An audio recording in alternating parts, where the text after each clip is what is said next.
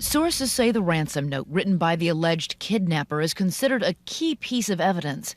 Handwriting experts have ruled out John Ramsey and others close to the family. They have not excluded Patsy Ramsey, who has submitted several samples. The ransom note analysis, however, doesn't end with handwriting. The detectives enlisted the help of this man, Professor Donald Foster of Vassar College. You look at something and you figure out who wrote it, in essence. Yes, that's what I do best. Foster analyzes not the handwriting, but the text, the content, and syntax. Use of language, grammar, source material, borrowings, political or religious opinions, and anything that might enter into making a piece of writing distinctively one person's or another's, from punctuation to spelling and so on. The professor once discovered Shakespeare was the author of a centuries-old manuscript, and the FBI hired him to prove Ted Kaczynski wrote the Unabomber Manifesto. But he is perhaps best known for proving Anonymous was really Newsweek's Joe Klein. Early in the case, Foster actually volunteered his expertise to Patsy Ramsey after reading of her extreme distress. Ironically, she never called, but the Boulder District Attorney's Office did. In the Ramsey case, Foster had high marks for the detectives who brought him an impressive sampling of Patsy Ramsey's writings, letters, notes, even files police retrieved from the family computer. My experience with the Boulder detectives was that they were entirely professional in their work, that they were dedicated to the case. Have you determined who wrote the ransom note? I have no comment.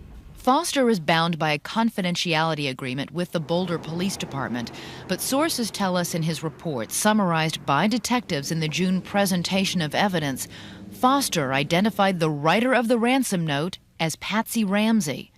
Foster analyzed commonly used words and also found similarities between Patsy's letter format and that of the ransom note writers. The indentations and punctuation, especially the repeated use of the exclamation point.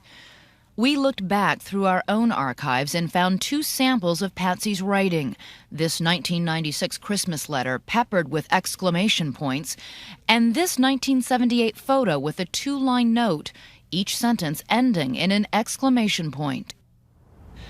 Also, sources say as many as 250 books were cataloged and photographed from various rooms in the Ramsey house. In the event, they yielded possible clues. At least one book found in the bedroom did. Mindhunter by FBI profiler John Douglas. In Chapter 16, there is a case of a young girl who was kidnapped, sexually assaulted, and suffocated with duct tape.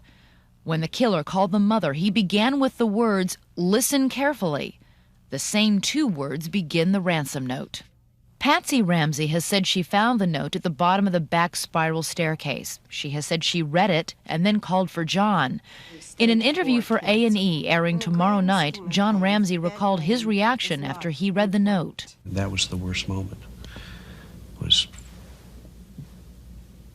suddenly realizing that someone had your daughter, your child, and has taken her, and she was gone, and we didn't know where she was, and it was dark, it was cold outside. But there's something curious here. According to a source, there are no fingerprints on the ransom note. Not Patsy Ramsey's nor John Ramsey's. The question is, if the Ramseys held the note to read it, where are their prints?